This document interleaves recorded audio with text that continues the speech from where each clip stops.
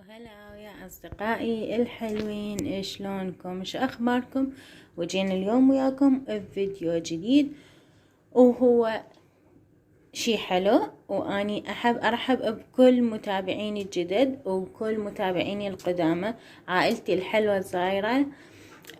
حبيت أقول لكم اليوم، حبيت أشارككم هذا الفيديو، وبنفس الوقت نشكر بيه الست دنيا، وأقولها ربي يقدر كل إنسان مثلك وتساعدين غيرك بمشاريعنا الصغيرة.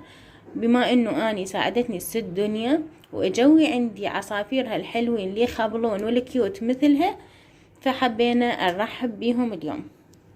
عندي هنا هذه السمكة، وبما إنه متابعيني الجدد ما يعرفوني وجدد، فحبيت أقولهم عن نفسي. أني وياكم الحوراء للطبخ والمنوعات. وهنا لا تشوفون السمكة صغيرة، لا هي كلش كبيرة، بس واني بنفس الوقت ما عندي احد، بس اني وبنتي، فهذه كلش كافي علينا وزايدة همات.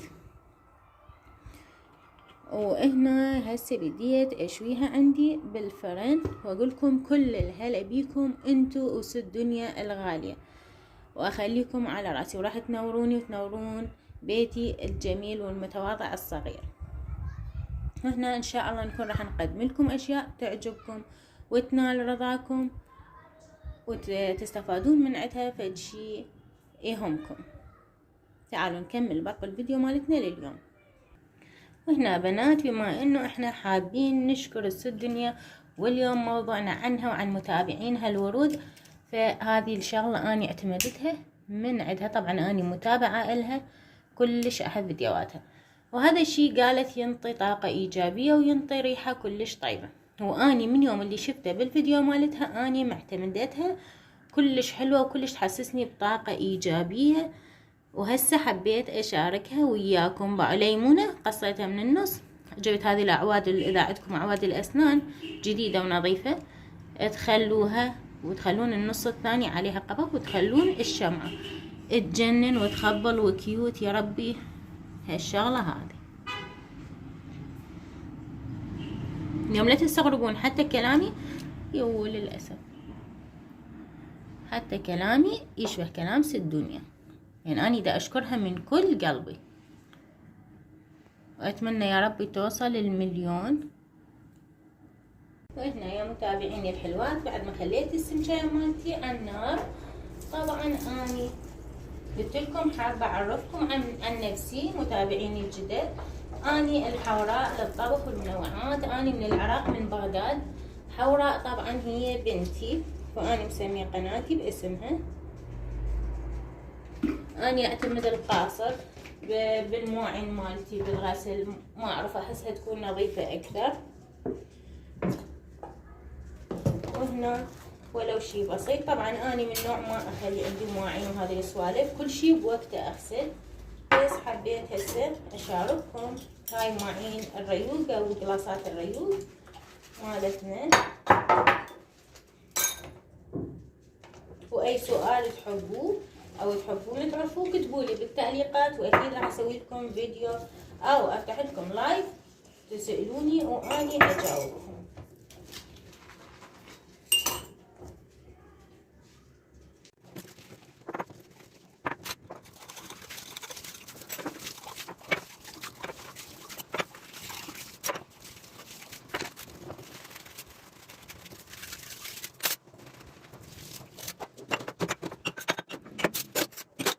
يا بنات يا أصدقائي، حبيت أقول لكم أني أصور كل شيء على طبيعته، يعني اللي عندي أصوره، ما أصنع لا بكلامي ولا بفيديوهاتي ولا الموجود عندي.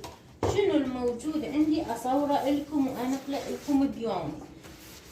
هيك شيء أنا أحسه أحلى وأحسن، لأن ماكو أحلى من الطبيعة.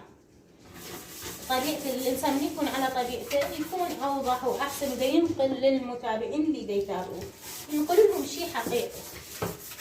فأني شفتوني هسه طلعت هذه السمكة وياكم، اللي هي أصلا غداء اليوم أني وبنتي، وشفتوها يعني مو سمكة أصلا كاملة، لأن بس أني وبنتي، وكلش كافية وزايدة أصلا علينا. فدائما سوي اللي يكفي عائلتك. اللي يكفي عائلتي تسوي، لا تسوين زيادة ويظل وما اعرف شنو. كلها حسب، انا دائما اقول مقاديري حسب العدد الموجود عندي، مقاديري حسب عائلتي، حسب ايش قد اني اتريديه مثلا يكفيلي. اغلبية ستات البيوت خاصة العراق حتى بالتمن يعرفون قياس عائلتهم ايش قد يكفيهم. واللي مثلي واللي موافقتني الرأي خل تكتب لي بالكومنت. يعني اغلبيتنا نعرف من احنا ما عندنا فطار، اني هالقد قلاص او هيجي دولكة او سراحية اسوي بيها ثمن اليوم، لان بس عائلتي موجودة. ومن يمي فطار همينا نعرف، شوفوا العراقيات ايش قد شاطرة، نعرف ايش قد نسوي وايش قد نطلع الثمن اللي هو الرز طبعا.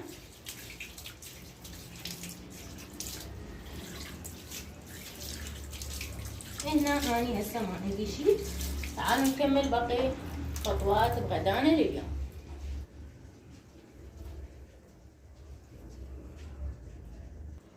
طيب بنات، هنا عندي هذا الشلغم، احنا بالعراق نصيح له شلغم، انتم ما اعرف شو تسموه.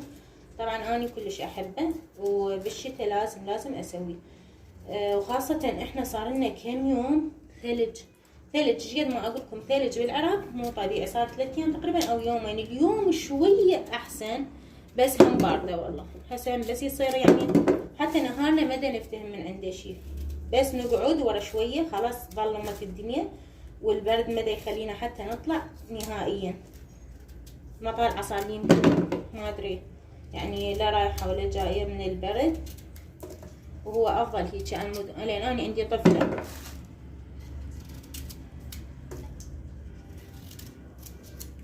هذا اني اسلقه واخلي عليه تمر ودبس يفضل بالبرد، حتى كل زين للصدر. يعني اللي هسه بما انه احنا هذا البرد كل اطفالنا صدرهم وفلاونزا، هذا شوي يساعد من البرد.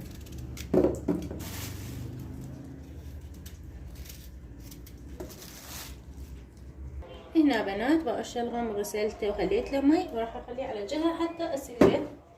وهنا هذه الطماطة والبصل اريد اخليهم على السمك. طبعا اني هذا اللي اخليه، ومرات اخلي ليمون، بس اني اصلا اخلي له ليمون قبل ما اخليه، يعني اعصر عليه ليمون. فاني هسه السمكة شفتوها من خليتها خليت لها ليمون وملح فقط، كل شي ما اخلي لها. وهسه اكيد الصلصة مالتي راح وياكم اسويها.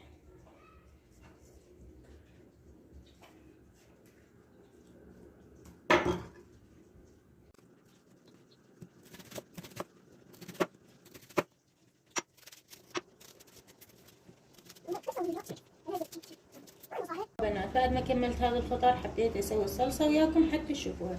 هنا عندي دبس الرمان والصاص، وهذه اختيارية. الشطة اختيارية، اللي يحب يخليها يخلي واللي ما يحب لا يخليها. هي اصلا اذا تخلين شي قليل ما تسوي عندك حرارة. طبعا كاتشب اني هسه فتحت الثلاجة ما متوفر عندي، فراح اخلي خاشوقة معجون همينه، هو هم لازم اخليه وياه، بس كاتشب اني ما متوفر عندي، فالمعجون يؤدي الغرض بمكان الاثنين مو مشكلة. هسه اخلي كل واحد من عندهم خاشوقة. طبعا فتحته هيجي لان تعرفون دبس الرمان من يجمد ويضوج. اني اخلي عينك ميزانك انتي او المبتدئات اللي دي يتابعوني، فيخلون خاشوقة اكل من كل شي، خاشوقة اكل.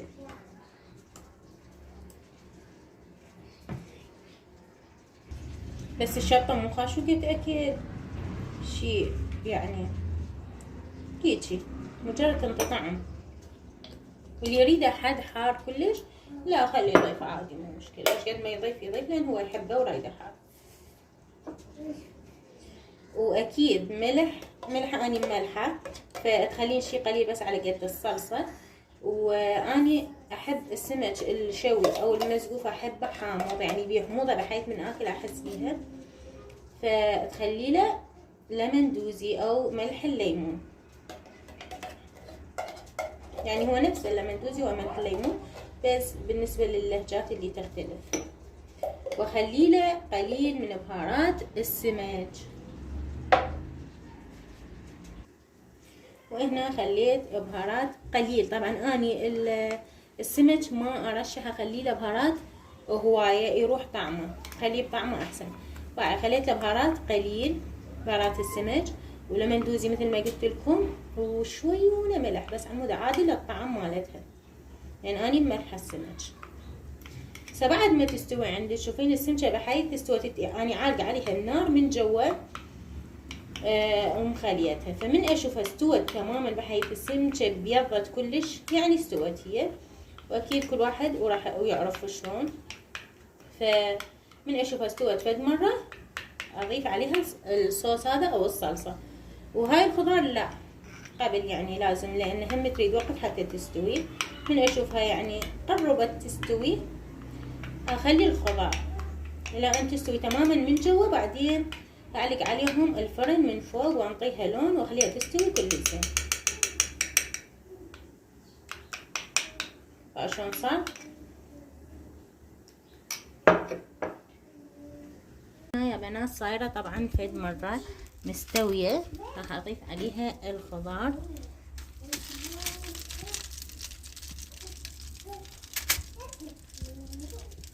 واخليهم يستوون شوية هم وياها. يلا بعدين اضيف عليها الصوص. الاسبوع هي شلون صايرة. يا اصدقائي خليتها بالفرن وصارت عندي بهالشكل هذا. بنات بعد ما شفتها استوت والخضار ذبلت عندي، ضفت عليها هذه الصلصة وهيجي صارت. هسه راح اعلق عليها النار من فوق وانتظروني بتقديم السفرة مالتي. وهنا اصدقائي صديقاتي باعوا السمكة مالتنا شلون صارت تخبل وتجنن.